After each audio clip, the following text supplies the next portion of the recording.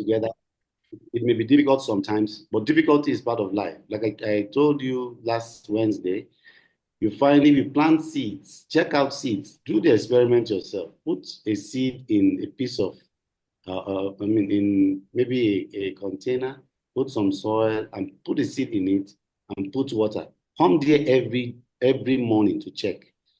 You will be changed by what you see. You'll find that when the seed is beginning to sprout, it struggles to come out of the earth. It's a struggle to push out the earth from on top of it to show its head to the sun or to show its leaves or to the sun before it begins to uh, grow. So its life is a struggle. Don't follow all these people that tells you things that are not real. They tell you to deceive you to get something from you. Nothing good comes easy. Life is difficult, but you can ride on the difficulty by aligning yourself to the process and getting results. So don't make that mistake at all to think that, oh, somebody told me it's the year of my favor. Because the year of my favor, no labor, I will not labor in this year. Forget about those things. Those things are just calculated to deceive you. Labor, the favor, if you want to get favor, you must labor. Labor, favor comes after labor. You will labor, you work hard. The God that made you is a hard worker, so he will not allow you to work hard to achieve things. And find out people who work hard to achieve stuff. They are very, very sane. They are responsible. Check out those who don't work hard to achieve things. They are the ones that spoil things. They are the ones that spend money anyhow. Those who work hard for money don't spend money anyhow. So work hard for this training or this certification you are looking at in the next 1 year. And at the end of the day, you become a reference point. You tell your story. You have a story to tell. Every day presents you with an opportunity to tell a story. To tell a story, you have to tell. If nothing is stressful, nothing is difficult for you. What story would you have to say if everything is so easy? Like me, let me tell you how I live. Anytime I begin to feel comfortable, I get very, very agitated. That means something I'm not growing. Nothing is challenging me. Nothing is, no, I don't want that kind of life. Because until you leave this earth, you need to be constantly challenged. Let me give you, I told you briefly about what happens in the civil service. I had somebody I was training, and she told me that they found out that when their colleagues retire from service, after 1 year, they die. Why? And I told she was worried and said, this, I said, do you know why they die? It's because once they leave service, nothing is challenging them anymore.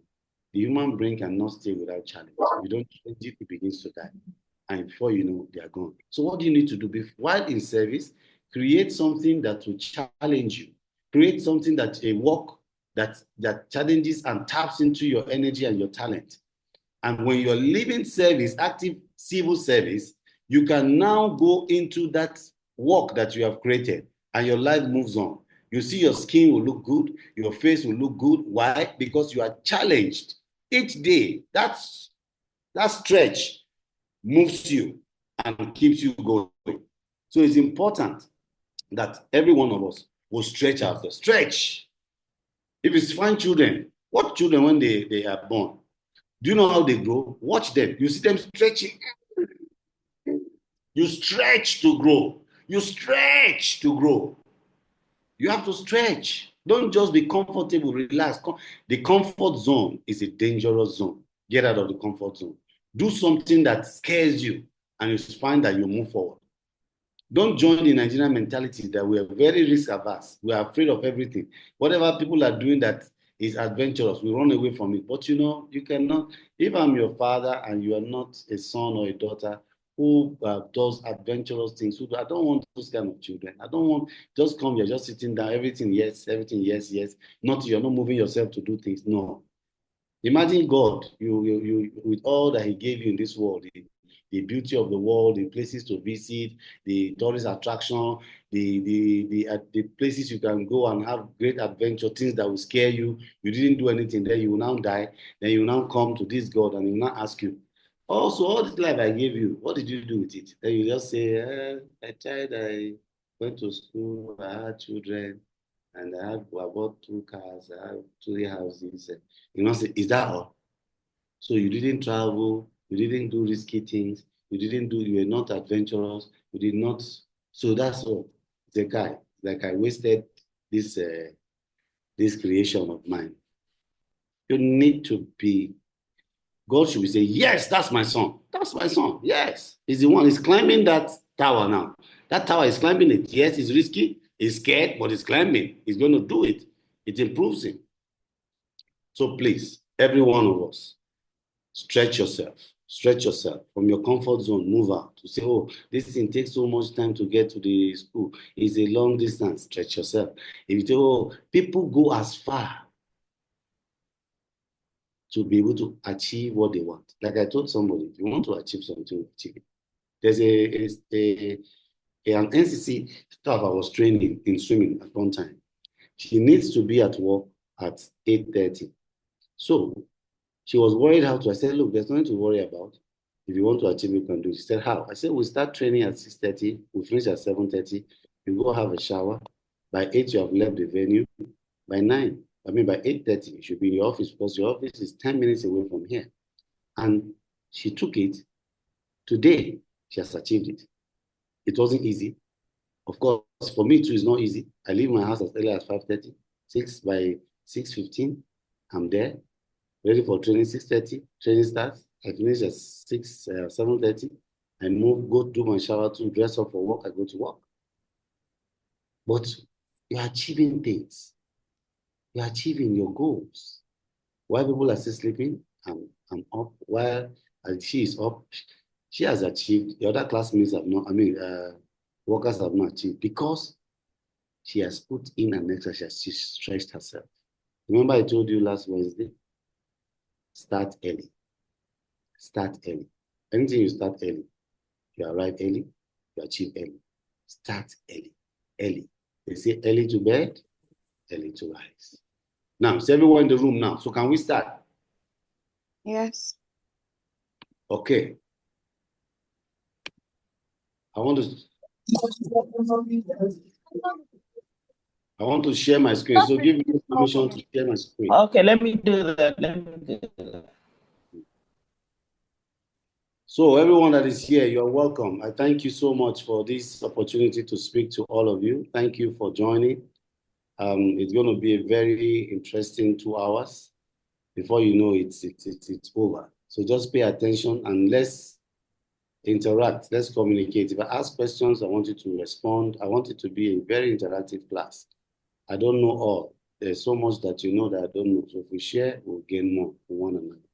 So today we're going to be talking about, or we're going to be dealing with what you call distress management. We started emotional intelligence, and this is part of emotional intelligence because you'll be dealing with yourself, physiological burnouts, psychological burnouts, and we want to see how we can manage it. Emotions will flow. We come up in the course of your work, and for this training, it has been made very, very compulsory and important for us to do the emotional intelligence to distinguish you from many healthcare workers. You know, if you go to the hospitals, you find that many healthcare workers have very low emotional intelligence. And that's why they treat people the way they do. They have compassion fatigue. They have seen sick people for so long, they do not regard people or even support them during their illness. And that affects the healing process. So if you must deliver care in the way it should be, you have to be emotionally intelligent and you have to have the capacity to manage yourself. You have to manage yourself appropriately. Now, you will find during the course of today's class that there are many things that depends on you. Things you cannot control are external, but the ones you can control are internal. And once you can control your internal environment or internal life, whatever comes from the outside stops as it gets in and you'll be able to regulate. So that's what we're going to be talking about this morning. So we're doing distress management. We're doing distress management, and we will quickly look at distress management. Okay. Distress management. Let me share the screen. When you see the screen, you say, uh-huh. Thank you. All right, so distress management for healthcare providers. Now, all of you are going to be healthcare providers. You're going to be providing care, health care. And because you're going to be providing health care, many things will be coming in the way. Many things. Health. I told you that people, have you ever found a sick person happy? No. Have you found the relative of a sick person excited? No. The emotions you find around the sick is what? Tell me, what emotions you find around sick people? Tell me, quickly, let's go. Emotions around the sick. Frustration. Frustration. Yeah. Anger. Anger. Yeah. Depression. Say again. Depression. Depression. Yes. Bitterness. Bitterness. Jealousy. Jealousy. You just fine. You say you are fine and I'm sick. Why are you fine? Yes. Let's go. Tell me what's anxiety. Yes. Especially fear. They are afraid to die. They're afraid. This thing, we're going to survive. Yes. Hatred. If you're not speaking, hatred. If you're not speaking, please mute your mic, please. If you're not Confusion. Confusion. Yes. Fear. Yeah. Now, anyone who is not speaking, all mics should be mute. If you're not speaking, when you're speaking, you mute yourself and speak. Yeah, that's what you find there. And it's because of the conditions. They're not happy with what they are going through. Now, the world is facing an epidemic of distress with very great impact on health and productivity. 75% to 90% of all visits to primary care physician is related to distress. Americans are consuming 5 billion tranquilizers, 5 billion barbiturates, 3 billion amphetamines, and 16 tons of aspirin every year. Please mute yourself. Mute yourself, or please help me mute this individual.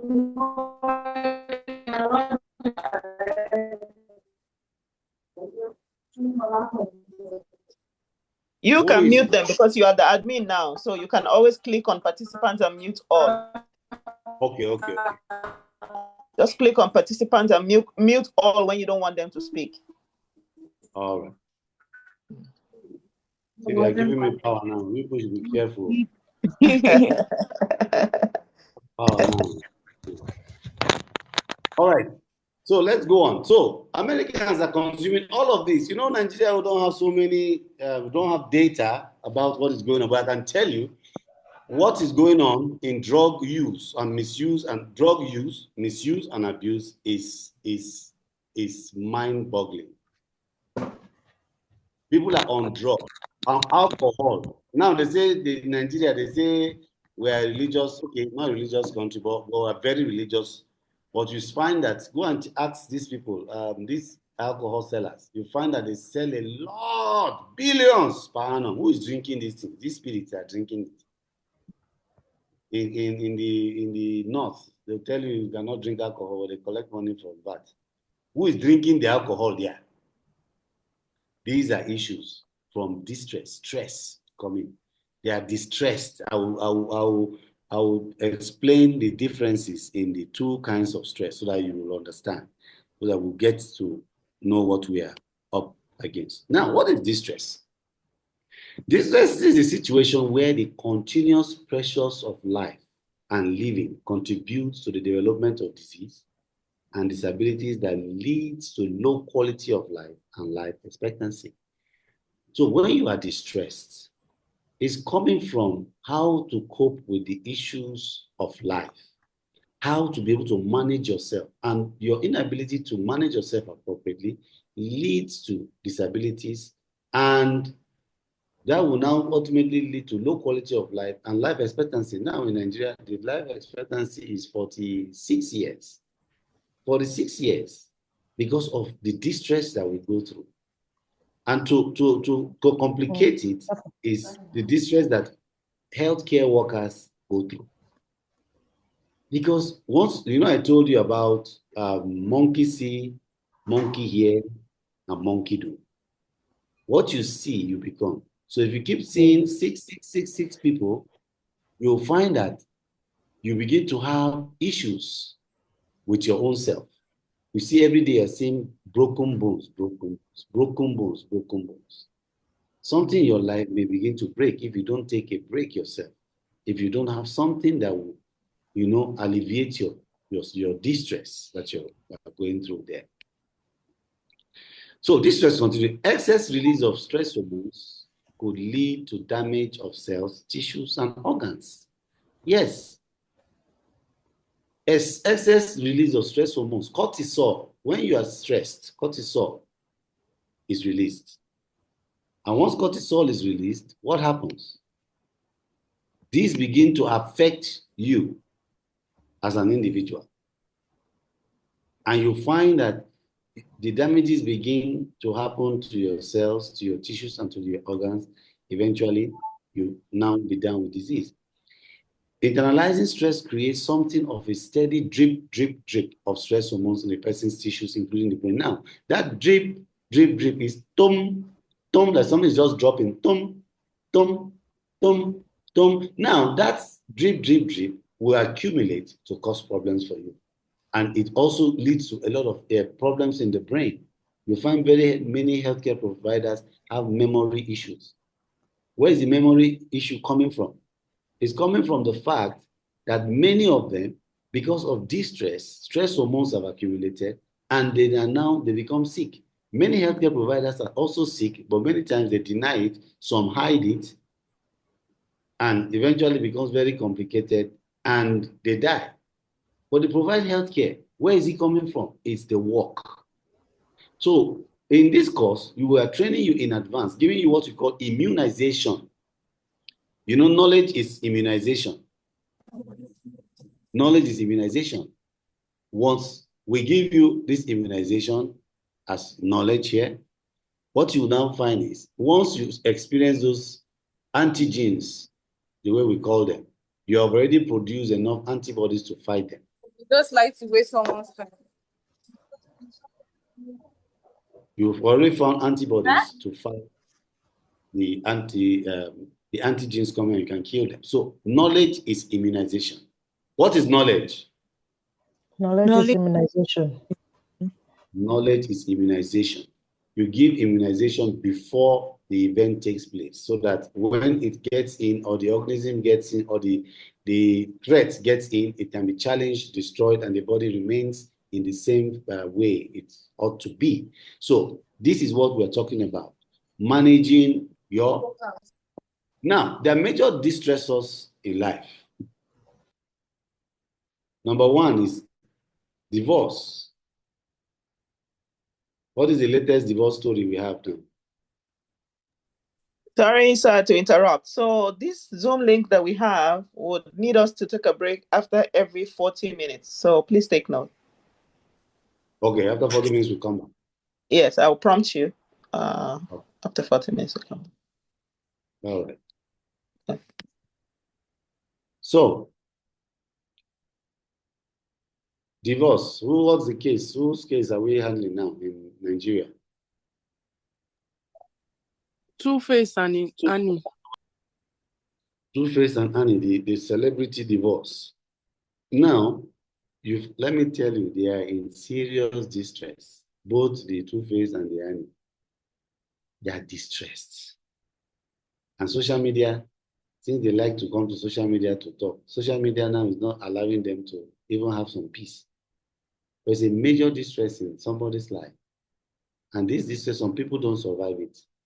Financially, they don't survive. Some, emotionally, they don't survive. Physically, health-wise, some even die from divorce. The effect of divorce, this thing. Death of a loved one. Now, death of a loved one is a stressor. Now, imagine, you're not talking about death of a loved one now as a healthcare provider. If you work in facilities where something happens and somebody dies, because you're a human being, you have what you call mirror neurons that are produced that responds to the environment because you are human. A patient dies, or the person you are caring for dies, affects you. It's a distress to you. Prolonged illness, you find that this is where you'll be operating more. This is your top. Where you'll be operating, you find a lot of people who have protracted or prolonged illnesses. It disturbs you to disturb you too. But what do you do as an individual? You have to provide that care. So providing that care means you have to do something. Poverty is a very big stressor or distressor. You don't have your needs met financially. You don't have your needs met mentally.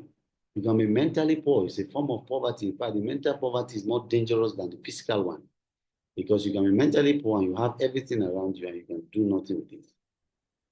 That's mental poverty. Just like we have, what's his name? Is it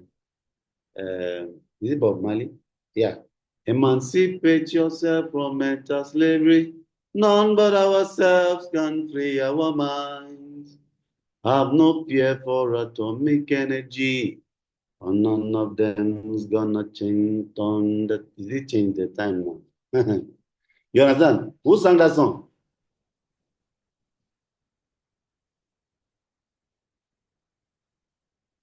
Where are the musicians in the house? Who sang that song? Bob Marley. Is it Bob Marley? What's the title? Redemption song. Hey! Redemption song. Yeah, thank you. So that mental, they said, we emancipate yourself from mental slavery. None but ourselves can free our own minds. I love that line. Nobody can save you from your mental poverty. Nobody. Nobody. You are the one that will save yourself. Unhappiness in the workplace. Now, you're working in an environment where there are toxic people, where you don't have your needs met, you're unhappy. These are major distresses. They are major distresses. Now, categories of distresses. We have physical, emotional, and mental, chemical, and thermal. Now, before I go into we continue on this distressor stuff. Let me say something about the different stressors, and see how we can undertake and understand stress. Now, there's what you call eustress, and there's what you call distress. So today we are talking about distress. I'll mention some eustress too. Eustress is spelled EUSTRESS. Eustress. Eustress. Eustress is good stress. Is that stress that you do that happens to you or that you go through that makes you progress? What you are doing now is eustress. Attending this class. It produces adrenaline. It pushes adrenaline in you, makes you active, makes you to function well. Movement, when you wake up in the morning, it's eustress that wakes you up and moves you. Now, as somebody may be unhappy and he just gets an alert, 1 million naira enter your account, what will happen to the person? Excitement. Joy Now, there's that push of adrenaline there. It's called eustress. It's good stress. Or you are getting married, or you just got married, you just got promoted, you bought a new house, you just started this new course now. You are excited about it. It is called eustress. It makes you happy. It makes you functional. It makes you upbeat. That is eustress. Good stress. The distress is called bad stress. Now, let me tell you what distress does. Everybody is supposed to remain at ease. E-A-S-E. Ease. We're supposed to be at ease. Now, when there is distress, this is adding DI to stress. So let's take DI and add it to ease, because distress makes us not to be at ease anymore. So we carry DI and put to ease. D-I-S-E-A-S-E is what? Disease. D-I-S is disease. Disease. So disease is from what? It's from distress. Distress. Distress causes disease. So bad stress, which is distress, causes disease. Eustress causes progress, excitement, and good quality of life. Going to play, dancing, all those are eustress activities that gives you longevity and helps you manage your life properly. But distress will create a very huge problem. Now we have categories of distressors. Number one is physical. There are physical distressors. There are emotional and mental distressors. There are chemical distressors, and there are thermal distressors. So, physical distressors, lack of sleep. Healthcare providers, listen to me. This is a very big area where we must look at. Many healthcare providers don't have enough sleep by virtue of the work they do. You hear that nurses will do, they will do 16 hours. or 16 hours. Then they will now go they'll go off for another 24 hours or so. The purpose for that off is to make them regain or to get back. But many of the nurses, instead of them to go back to or to go and rest, what do? They go and jump to another place, not having enough sleep. I don't want to get into the sleep, the pharmacology or the physiology of sleep.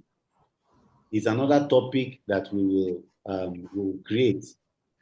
I'm having a chat with there's an Institute of Sleep in the United States. Sleep is a big medicine. Some people just need to sleep to be well. They are running around too much. So it's a physical distressor, lack of sleep. So, and as medical people, sometimes it's not within your control. The person is sick. You have to be there. The person is in coma. You have to be watching at each time. So you yourself, you can. We're just creating the showing you the types, then we'll go into how to manage it. So lack of sleep is a physical distress, a physical distressor. And you can even have mental health problems because of lack of sleep. You may have emotional upheaval because of lack of sleep. You can have even nutrition problems because you don't sleep enough. So lack of sleep can present with a lot of challenges. Physical injury like vehicle accidents, surgery, infections, and chronic pain. If you have a vehicle accident, you have any surgery or infection, you can have physical distress. Pain comes from there. It's a physical distress. Hormonal imbalance.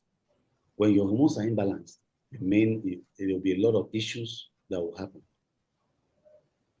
One of the cases of emotional imbalance is you find what you call polycystic ovarian syndrome that people have, or you have the ovaries excessively enlarged and releasing hormones excessively that will make the body malfunction. Many times we say 40% out of the 100% of cases of infertility is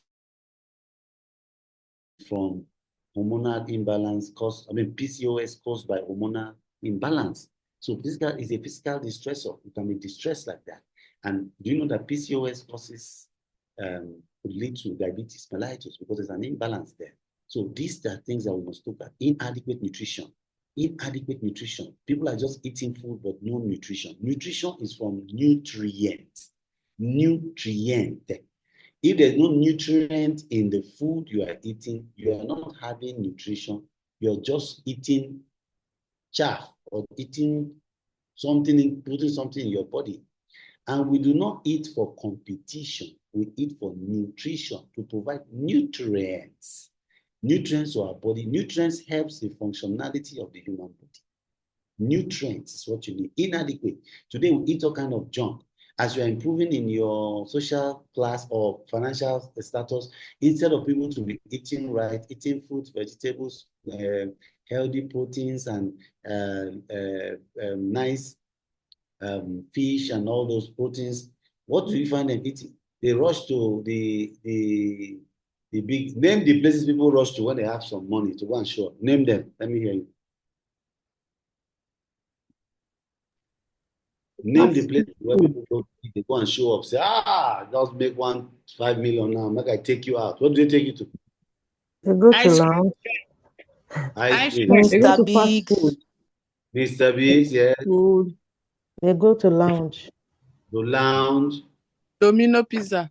Domino pizza. Mhm. Chicken Republic. Chicken Republic. Exactly, Chicken Republic. They'll be showing off. They'll carry one Coca-Cola bottle and be showing off. And the way they will hold the tip, the head of the Coca-Cola bottle to show you that we are there, we have arrived. But all those things are dead foods. Dead, inadequate nutrition. You won't get adequate nutrition from those things. The real place where there is real life, Mama Put. Mama Put, we don't go there again. They say the place is dirty, the place is not welcome, the woman is doing this, the woman is doing that. But when you didn't have money, that was what saved your life. Now that you started having some money now, you're now seeing big places where they cook dead foods. Inadequate nutrition, you will be stressed. And look at our environment.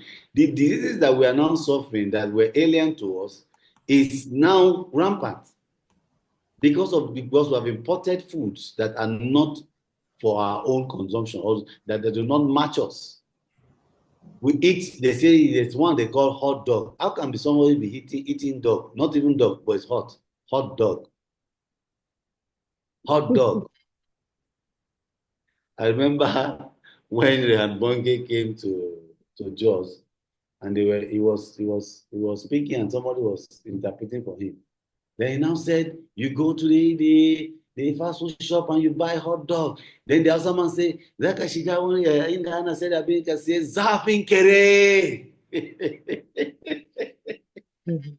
Zafin kere. Dog is a kere, then hot is zafi. So the man just literally translated it as zafin kere. Oh my God. So all those foods, highly processed foods, were on a fast lane, quick fixes, quick food, instant noodles, sharp, noodles for hungry man noodles. All those are dead, inadequate nutrition foods. Dead. And you find healthcare provider, because of the volume of work and the time of work, many of them don't have time to eat right. You see them eating junks. Go and see what doctors and nurses are eating before they enter surgery. Coke here, meat pie there. This one, inadequate nutrition. It will stress you because your body was not designed to eat that. So we will take a pause here. We will pause here. Then we'll come back in how many minutes? 1 minute. In 1 minute, we're back. So stay tuned. When it goes off, just click back on the link and join back in immediately. Stay tuned. Right.